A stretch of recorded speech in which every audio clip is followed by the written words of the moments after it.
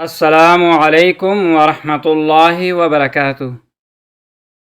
زما محترم و عزتمندو، نن به موږ د اهم درس کې دوه داسې د الله جل جلاله صفتی نمونه ذکر کو چې حضرت علی رضی الله تعالی عنه نه صحیح روایت سره منقول دي، را نقل شوي دي. دغه یو معمولی وظیفه نه ده او عمل معمولی نه دی، بلکې دا یو داسې خزانه ده چې الله جل جلاله په فضل او کرم سره شدید او سخت بیماریو کې شفا ذریعہ جوړیږي.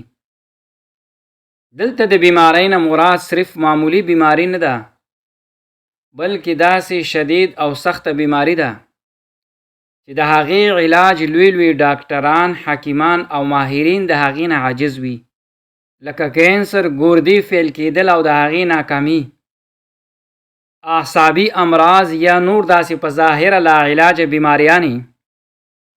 محترم و عزتمندو، یاد وساتئ چې داسې یو بیماری نشته چې الله جل جلاله هغې دپاره شفا نه وي رالیږلي.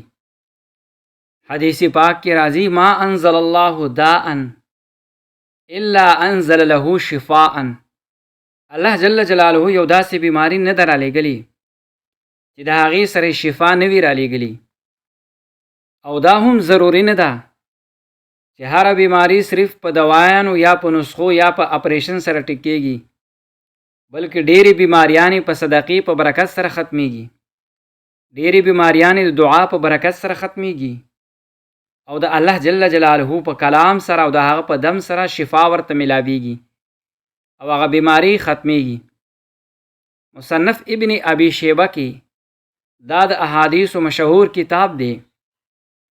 دې کې را نقل لی یو کس د حضرت علی رضی الله تعالی عنہ په خدمت کې حاضر شو او عرض یې وکړو چې یا سیدنا، ای زمونږ سرداره، فلانکې کس ډیر بیمار دی. علی رضی الله تعالی عنہ ورته وفرمایل چې ته غواړې چې هغه ته صحت میلاو شي او شفا ورته میلاو شي؟ هغه عرض وکړو: جی ولې نه، چې هغه صحتمند شي زه به ډېر خوشحاله شم. علی رضی الله تعالی عنہ ورته وفرمایل چې زه تا ته داسې مبارک کلمات خیم چې د هغې په مدد سره به دغه مریض ته دعا وکړه، هغه به جوړ شي او صحت به ورته میلاو شي. هغه کلمات دا دي: یا حلیم یا کریم اشفی فلانا. اے نہایت بردبارہ، اے بے حد کریمہ، فلانکی کستا شفا ورکا.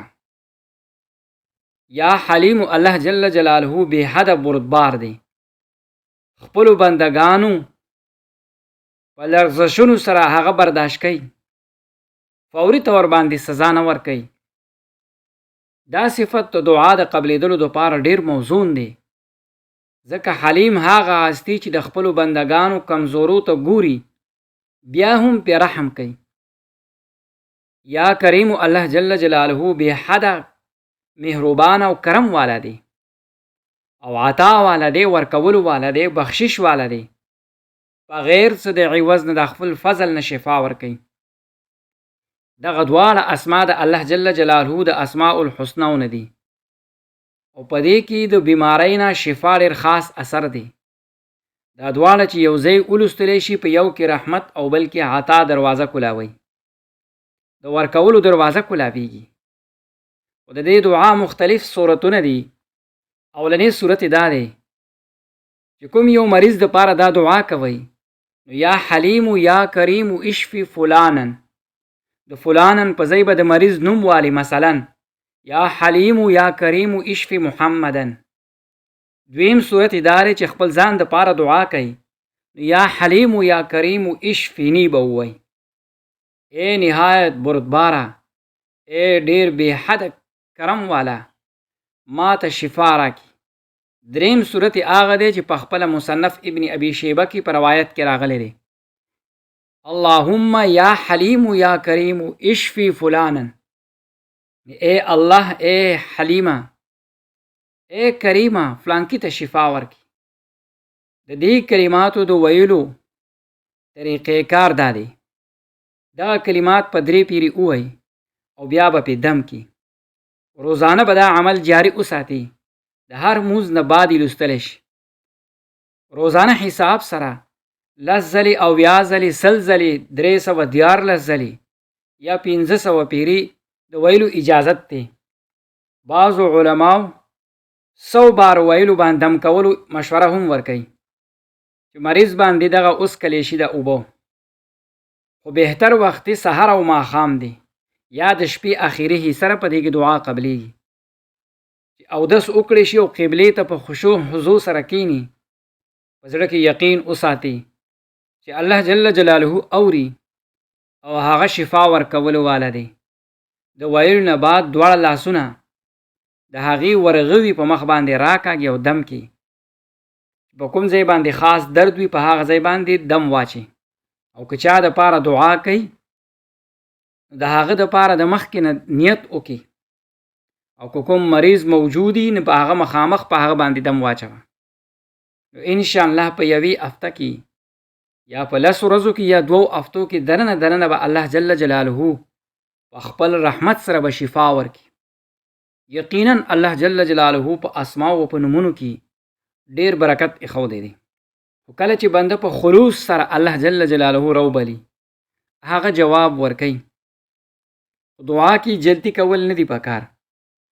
بعضی وخت الله جل جلاله دغه تاخیر په حکمت باندې مبني وي، لیکن صبر او د استقامت نه کار اخیستل پکار دی. او زنانې په خپل محسوس ایامو کې هم لوستلی شي، ځکه په دې وظیفه کې د قرآن کریم آیاتونه نشته دی، دا صرف اسما دي. نو دا هم لوستلی شي، خو که په طهارت کې وکړلی شي نو ډیره به بهتره وي. دا وظیفه مریض کې امید پیدا کوي او په خپله ورته دا امید دا د شفا یو حصه ده. الله جل جلاله اسما تکرار سره زړه ته سکون ملاویږي. قرآن کریم کې دی الا بذکر الله تطمئن القلوب، وای زړونو ته الله جل جلاله په یاد سره اطمینان ملاویږي.